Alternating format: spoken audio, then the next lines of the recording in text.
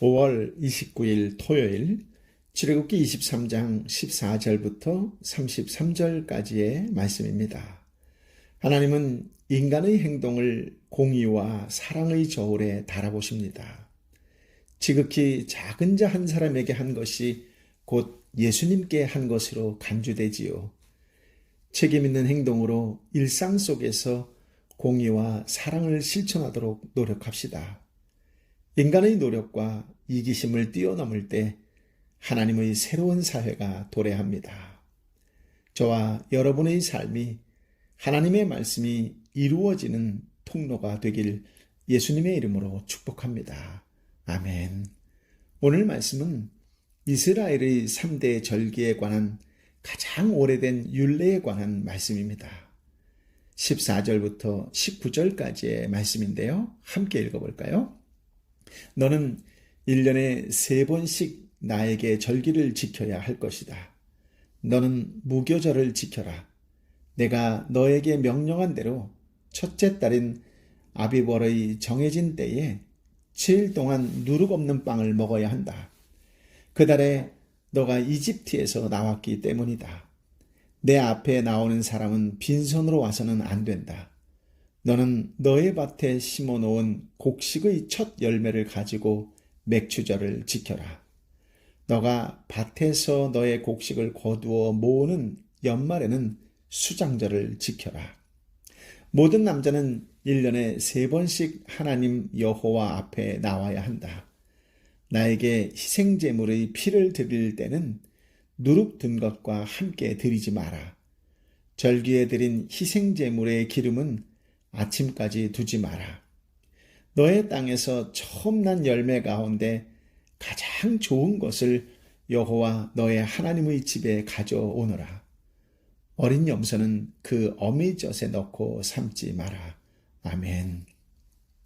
이스라엘 백성이 1년에 의무적으로 3번 지켜야 할 절기는 무교절, 맥추절, 수장절입니다. 세 절기는 농경사회를 바탕으로 하고 있다는 특징이 있지요. 땅은 하나님이 주신 선물이기 때문에 땅을 통해서 얻은 것에 대해 하나님께 감사할 것과 하나님이 주신 땅을 지나치게 혹사하지 말라는 요구가 암시되어 있는 절기들입니다. 그러나 이 세 절기는 단순히 농사철이나 농법에 국한된 것이 아니라 농경사회를 바탕으로 한 국가로 출범하게 될 이스라엘이 하나님의 주권과 축복을 인정하고 기념하는 계기를 제공하는 기간입니다. 이러한 이유에서 이 절기들은 앞으로 이스라엘 종교에서 매우 중요한 위치를 차지하게 되지요. 무엇보다 세 절기 모두 하나님의 은혜에 감사하는 마음에서 비롯되었다는 것입니다. 무교절을 살펴볼까요? 무교절은 하나님의 구원하심에 감사하며 무교병을 먹는 절기입니다. 빈손으로 와서는 안 된다라는 말씀은 하나님이 주신 복에 따라 힘대로 예물을 드리라라는 뜻입니다. 맥추절은 보릿수확에 감사하며 첫 열매를 드리는 절기인데 6월절 이후 7번 안식일이 지남으로 77절, 날수로 50일째여서 오순절이라고도 합니다. 수장절은 추수한 것을 저장하고 감사하는 절기인데 초막절이라고도 합니다. 하나님 백성답게 살려면 구체적으로 감사를 표현하고 고백해야 합니다. 그렇게 할 때 내 능력과 내 손으로 내가 이 재물을 얻었다라는 마음에 빠지지 않습니다. 말로만 감사하면 재물에 집착하는 마음이 감춰질 수 있습니다. 하나님을 아는 자가 하나님을 영화롭게 하지 않고 감사하지도 않으면 생각이 허망해지고 마음이 어두워지기 때문이지요. 내 노력의 결실도 하나님의 선물인 줄 깨닫고 감사를 표현한 것이 복된 삶이라고 전도서 3장 13절은 기록하고 있습니다. 하나님은 예물에 대하여 희생제물의 피를 드릴 때는 누룩 든 것과 함께 드리지 말고 희생의 기름을 아침까지 남겨두지 말고 처음 난 열매 가운데 가장 좋은 것을 드리라고 명령하셨지요. 예물은 하나님을 위한 구호품이 아닙니다. 하나님의 명령에 따라 구별해서 드려야 합니다. 본문의 어린 염소는 그 어미젖에 넣고 삶지 말라라는 율례는 좀 뜬금없이 보입니다. 어찌 보면 잔인하다라고 말할 수 있을 터인데 정말 잔인하지 말라라는 교훈일까요? 이것에는 조금 배경이 있습니다. 좀 더 풍성한 결실을 기원하는 이방인의 미신적 풍속이었다라고 하는 것이지요. 그래서 이방인의 미신적 풍속을 사례를 들어서 금지 명령하셨다고 보는 것이 전후 문맥의 흐름으로 자연스럽습니다. 예물은 주신 복에 감사해서 드리는 것입니다. 그런데 예물을 드려 복받기를 바라는 태도나 예물 드린 손길을 축복해 달라는 기도는 예물의 성격을 바꾸는 것이라고 말할 수 있습니다. 즉 하나님께 투자하는 마음이 있기 때문이지요. 신께 복채를 드려서 더 큰 복을 받으려는 이방인의 마음이 감사의 마음과 섞인 것입니다. 이것은 마치 누룩 섞인 빵을 하나님께 드리는 것과 같고 더 복받으려고 새끼 염소를 그 어미의 젖으로 삼는 이방인 풍속과 같아지는 것이지요. 그래서 하나님께 예물 드릴 때는 감사의 성격을 분명하게 해서 미신적인 성격으로 변하지 않게 주의해야 합니다. 이스라엘 백성은 절기를 지킴으로 하나님의 사랑을 기억할 수 있었습니다. 절기들을 통해 이스라엘 백성들은 이집트의 압제에서 건져주신 하나님을 체험하고 앞으로 지켜주실 하나님을 기대하게 됩니다. 시간이 흘렀다고 해서 구원의 감격이 퇴색되어서는 안 되겠지요. 첫사랑의 열정이 계속 불타오를 때 지속적인 부흥과 성숙을 경험할 수 있습니다. 하나님의 구원을 기억하는 성도는 결탄코 망하지 않습니다. 삶 속에서 하나님의 은혜를 날마다 깨달을 때 더 깊은 믿음으로 더 깊은 신앙으로 나아갈 수 있습니다. 주님의 은혜를 기억하는 성도가 되시기를 예수님의 이름으로 축복합니다. 아멘. 20절부터 23절까지의 말씀을 함께 읽어볼까요? 보아라, 내가 너희 앞에 천사를 보내 너가 가는 길 내내 너를 보호하고 내가 준비한 곳으로 너를 데려가게 할 것이다. 그에게 집중하고 그 말에 순종하여라. 그를 화나게 하지 마라. 내 이름이 그 안에 있으므로 그가 너의 죄를 용서하지 않을 것이다. 너가 만약 그의 말에 순종하고 내 모든 말대로 하면 내가 너의 원수들의 원수가 될 것이요 너의 적들의 적이 될 것이다. 내 천사가 너희들 앞서 가서 너를 아모리 사람, 헷 사람, 브리스 사람, 가나안 사람, 히위 사람, 여부스 사람의 땅으로 인도할 것이며 그들을 내가 쓸어버릴 것이다. 아멘. 하나님은 이스라엘 백성들이 순종하면 그들 앞에 세 가지를 보내시어 그들의 가는 길을 지켜주시며 예비한 땅 가나안으로 그들을 인도하실 것을 약속하십니다. 하나님은 천사를 보내 백성을 보호하시고 예비하신 땅으로 인도할 것을 약속하십니다. 천사는 하나님의 이름을 대변하는 자이기도 하고 하나님이기도 할 정도로 하나님과 함께하는 것이죠. 그러므로 하나님은 이스라엘 백성에게 천사의 말에 순종하고 그를 화나게 하지 말 것을 명하시며 만일 이스라엘 백성들이 천사의 말을 거역하면 하나님은 그들의 반역을 용서하지 않으실 것을 강조하십니다. 그러나 만일 이스라엘 백성이 천사의 말에 철저하게 순종하여 하나님의 모든 말씀들을 그대로 지킨다면 하나님은 그들의 원수를 친히 당신의 원수로 삼고 그들의 대적을 친히 당신의 대적으로 삼으실 것이라는 약속을 덧붙이셨습니다. 그리고 하나님 자신이나 다름이 없는 그 천사가 가나안의 6 족속인 아모리 사람, 헷 사람, 브리스 사람, 가나안 사람, 히위 사람, 여부스 사람이 있는 곳으로 이스라엘 백성을 인도하면 하나님은 이스라엘 백성 앞에서 친히 그들을 전멸시킬 것이라는 약속 또한 하셨습니다. 그러므로 하나님께서 내 편이 되시면 어떤 대적이 당해내겠습니까? 아브라함에게 약속하셨던 땅으로 인도될 것은 너무나도 확실합니다. 다만 이 확실한 약속에 내포된 의미를 생각할 필요가 있습니다. 즉 하나님께서 당신의 백성 편이 되신다면 백성도 당연히 하나님 편에 서야 합니다. 하나님께서 내 원수의 원수가 되신다면 나도 하나님의 원수를 원수로 여겨야 합니다. 내 편과 원수와 함께 잘 지낸다면 아직 내가 하나님 편에 분명하게 서지 않았음을 뜻하는 것이지요. 여러분은 지금 어디에 서 계십니까? 24절부터 26절까지의 말씀을 함께 읽어볼까요? 그러니 그들의 신들 앞에 절하지 말고 경배하지 말며 그 관습을 따르지 마라. 오직 너는 그것들을 쳐부수고 그들의 형상들을 산상조각 내야 한다.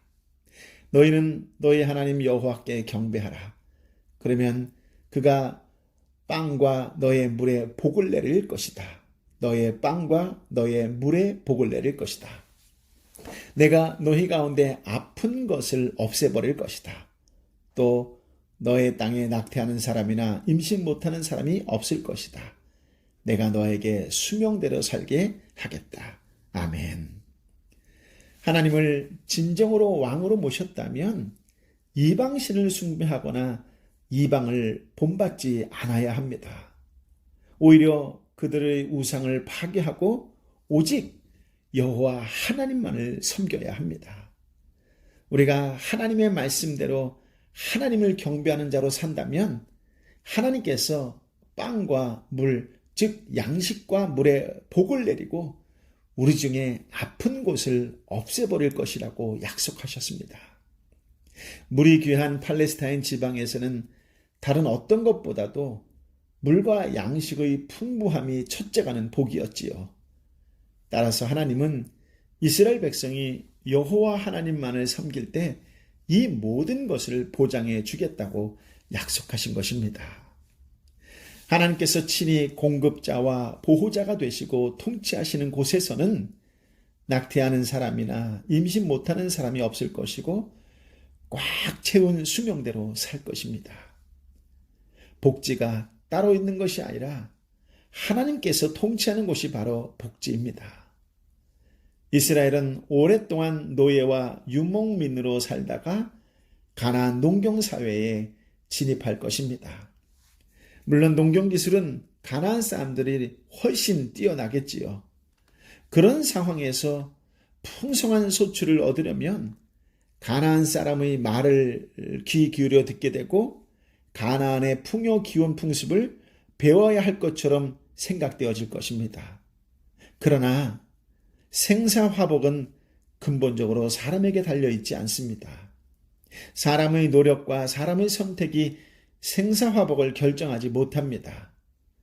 소위 손금이나 지문, 적성이나 이름이나 팔자소관도 아닙니다. 오직 여호와 하나님께서 생사화복을 주관하십니다. 하나님께서 말씀에 순종하는 자에게 복을 내리십니다.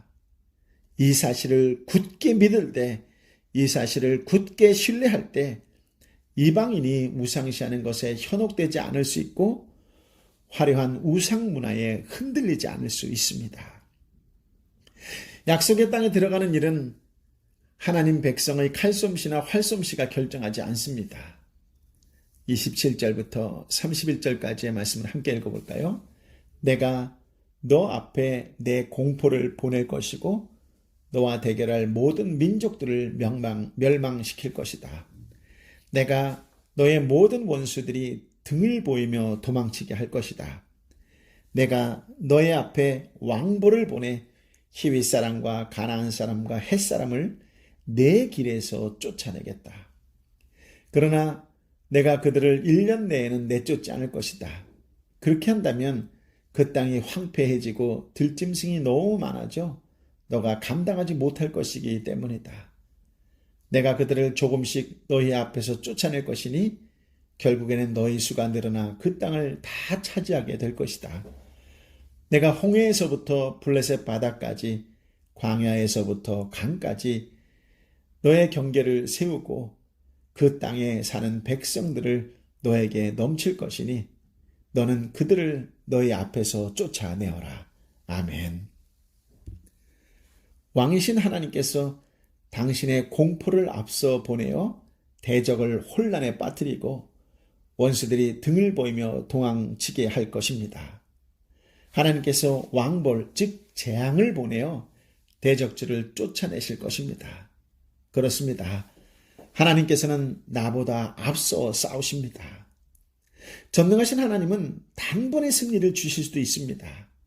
하지만 그 땅이 황폐해지고 들짐승이 너무 많아져 하나님 백성을 해치는 일이 없도록 1년 내에 쫓아내지는 않을 것이라고 말씀하셨습니다.